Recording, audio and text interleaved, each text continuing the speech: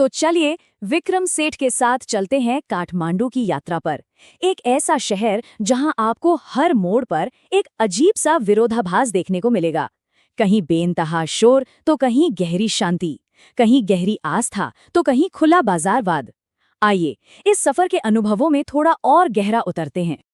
विक्रम सेठ कहते हैं काठमांडू जीवंत, व्यावसायिक और धार्मिक है। और सच कहूं तो ये शब्द काठमांडू की आत्मा को जैसे पकड़ लेते हैं। ये कोई आम शहर नहीं है, ये तो एक जीता जागता, सांस लेता हुआ अनुभव है, जहां जिंदगी के सारे रंग एक ही कैनवस पर बिखरे हुए हैं।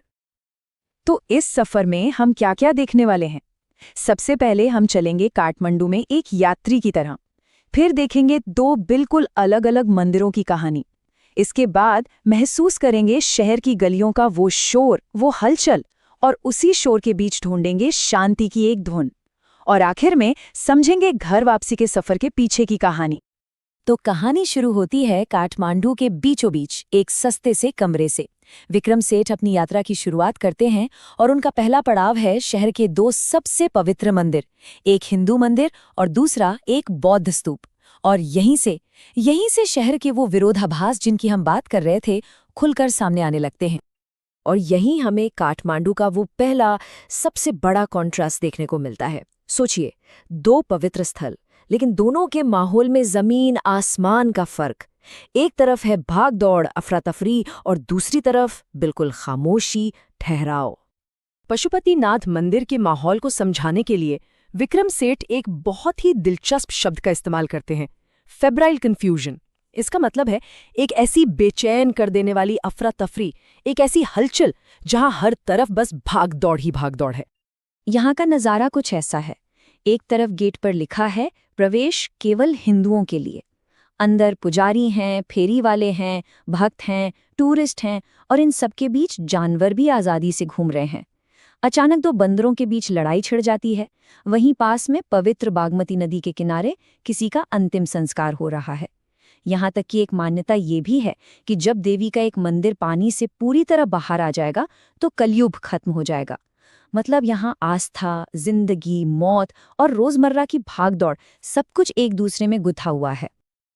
अब जरा इन दोनों जगहों की तुलना देखिए। पशुपतिनाथ मंदिर जहाँ फेब्राइल कन्फ्यूजन है, वहीं बौद्धनाथ स्तूप में शांति का एहसास। एक जगह भक्तों की भीड़, दूसरी जगह कोई भीड़ नहीं। एक जगह बंदर, कुत्ते, गाय घूम रहे हैं, दूसरी जगह एक शांत आश्रय है।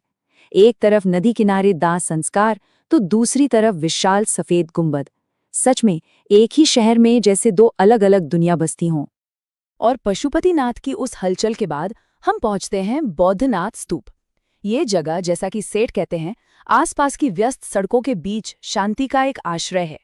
इसका वो बड़ा सा सफेद गुंबद शहर के सारे शोर से आपको दूर ले जाकर एक अजीब सी शांति देता है।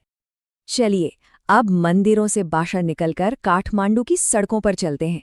और यहाँ का जो माहौल है ना, वो आपके हर सेंस पर हावी हो जाता है। ये शहर सिर्फ आंखों से नहीं देखा जाता, इसे सुनना पड़ता है, महसूस करना पड़ता है। आप जैसे ही गलियों में घुसते हैं, नज़ारे आपको घेर लेते हैं। कहीं फूलों से सजे छोटे छोटे मंदिर दिखेंगे तो कहीं फल बेचने वाले और पोस्टकार्ड वाले। एक तरफ वेस्टर्न कॉस्मेटिक्स और फिल्म रोल की दुकानें हैं तो दूसरी तरफ तांबे के बर्तन और पुरानी नेपाली चीजें बिक रही हैं। और इन सब के बीच से मोटरसाइकिलें गुजर रही हैं और आवारा गायें उन्हें देखकर रंभा रही हैं। हर तरफ कुछ ना कुछ हो रहा है। और इन नज़ारों के साथ साथ हैं यहाँ की आवाज़ें। रेडियो पर बजते फिल्मी गाने, गाड़ियों के लगातार बजते हॉर्न, साइकिल की घंटियों की आवाज़ और अपना सामान बेचने के लिए चिल्लाते हुए दुकानदार। ये सब मिलके काठमांडू का एक अपना ही साउंड ट्रैक बनाते हैं। ये शोर नहीं है, ये शहर की धड़कन है। इस पूरे माहौल में लेखक भी खुद को रोक नहीं पाते। वो भी इस भीड़ का हिस्सा बन जाते हैं। सड़क किनारे मार्जिपिन खाते हैं, भुट्टा खाते हैं, एक कॉमिक्स की किताब उठा लेते हैं और साथ में कोका कोला पीते हुए इस पूरे अनुभव का मजा लेते हैं। लेकिन इस सारे शोर और भागदौड़ के बीच एक ऐसा पल आता है जब एक आवाज सब कुछ थाम देती है। एक ऐसी धुन जो इस भीड़ के ऊपर तैरती है और लेखक पर एक बहुत गहरा असर छोड़ जाती है। विक्रम सेठ एक बांसुरी बेचने वाले को देखते हैं और उसका वर्णन वो जिस तरह करते हैं वो कमाल का है। वो लिखते हैं कि बांसुरियां एक खंभे से ऐसी निकली हुई हैं जैसे साही के कांटे हों। सोचिए जरा इस इमेज को, संगीत और प्रकृति का कितना खूबसूरत मेल है। और ये बांसुरी वाला बाकी फेरी वालों से बिल्कुल अलग है। जहां दूसरे लोग चिल्ला चिल्ला कर अपना सामान बेच रहे हैं, ये आदमी बस धीरे धीरे अपनी धुन में मगन होकर बांसुरी बजा रहा है। उसे बेचने की कोई जल्दी नहीं है। उसके लिए शायद संगीत बेचना नहीं, बस उसे जीना ज्यादा जरूरी है। और उस बांसुरी की आवाज सुनकर लेखक को एक बहुत गहरी बात समझ आती है कि बांसुरी की धुन ये यूनिवर्सल है। ये किसी एक देश या संस्कृति की नहीं है, चाहे वो रीड ने हो या रिकॉर्डर या जापान का शाकोहाची या फिर हिंदुस्तानी शास्त्रीय संगीत की गहरी बांसुरी, दक्षिण अमेरिका की हो या चीन की, हर संस्कृति में हर जगह बांसुरी की एक अपनी आवाज है। विक्रम सेठ के शब्दों में किसी भी बांसुरी को सुनना पूरी मानवता की समानता में खिंच जाना है। मतलब जब हम बांसुरी सुनते हैं तो हम सिर्फ एक धुन नहीं सुनते, हम पूरी इंसानियत की एक साझी आवाज से जुड़ जाते हैं।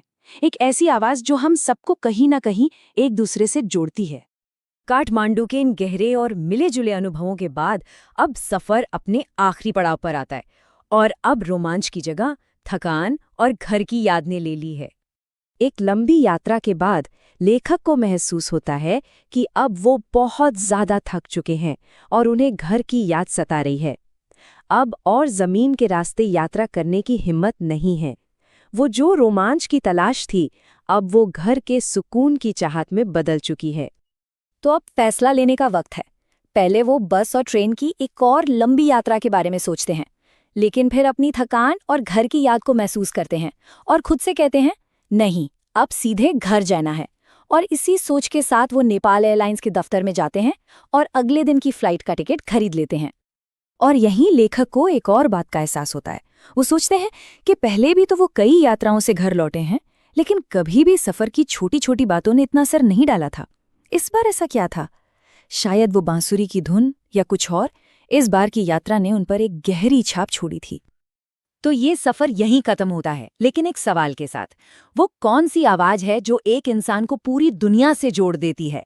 जैसे विक्रम सेठ के लिए वो बांसुरी की धुन थी जिसने उन्हें पूरी मानवता से जुड़ा हुआ महसूस कराया। सोचने वाली बात है ना, कि क्या हम सबकी जिंदगी में भी कोई ऐसी ही धुन, कोई ऐसी आवाज है?